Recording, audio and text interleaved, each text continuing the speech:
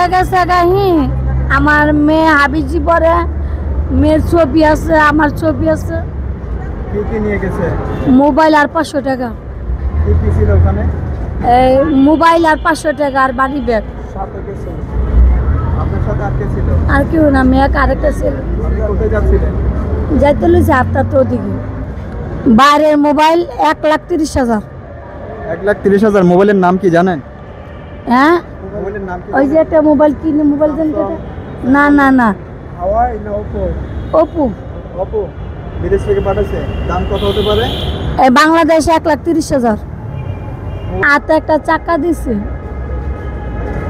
চাকা হাতে একটা চাকা দিছিল আপনি বেহুশ হয়ে পড়ে গেছেন হ্যাঁ আচ্ছা একটু বলেন কি বিষয়টা কি আপনি আসলে আমি তো এখানে ছিলাম না, আমি এসে দেখছি উনি এখানে অজ্ঞান অবস্থায় এসে পড়ে রয়েছে, বুঝছেন।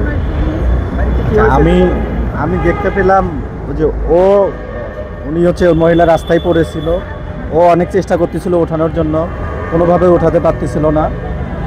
আমরা এখানে 18তম নিয়োগ বঞ্চিত, আমরা ভাইভাতে আমরা বৈষম্যের শিকার।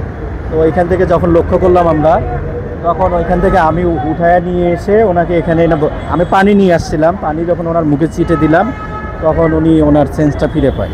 তারপরে ওনাকে আস্তে আস্তে এখানে নিয়ে এসে শোয়ালাম, ওনাদেরকে বললাম আপনারা বাতাস করেন। এই যে আজকে একটা আপু এখান দিয়ে হাইটে যাইতেছে, যাওয়ার সামনে আমরা যেখানে অবস্থান করতেছি এটার সামন দিয়া, তো একটা ছেলে নাকি ওনাকে বললাম কেমনে নিছে, একটা ছেলে একটা মাটির চাকা দিছে ওনার হাতে, দেওয়ার পরে ওই মহিলাটা অজ্ঞান হয়ে পড়ে যাইতেছে। এই অবস্থাতে ওই সাথে একটা পার্স ছিল খুব দামি, আর ভিতরে 500 টাকা ছিল, বাহিরের একটা ফোন ছিল সর্বোচ্চ 1,30,000 টাকা হবে উনি বলতেছে।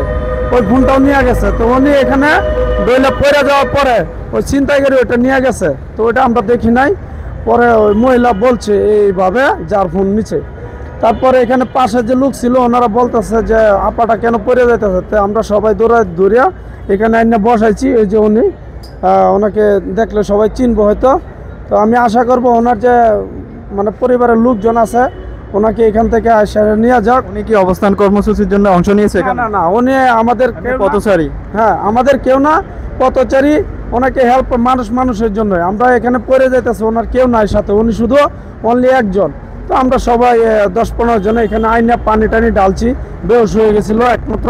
উনি এখন মোটামুটি সুস্থ হওয়ার পরে আমরা সবকিছু জানতে পারছি, এই জন্য আমি মিডিয়াতে বললাম। আচ্ছা, আপনার কাছে একটু জানতে চাইবো যে এরকম কি ঘটনা হয়েছে, আপনি কি দেখেছেন? আপনি বললেন একটু আগে, একটু বিস্তারিত বলুন। না না, আমি বলছি যে আজকে সকালবেলা আমার ছেলের কাছে থেকে মোবাইল নিয়ে গেছে, সবার ব্যাগ প্যাগ চেক করছি, মোবাইলটা পাইলাম না।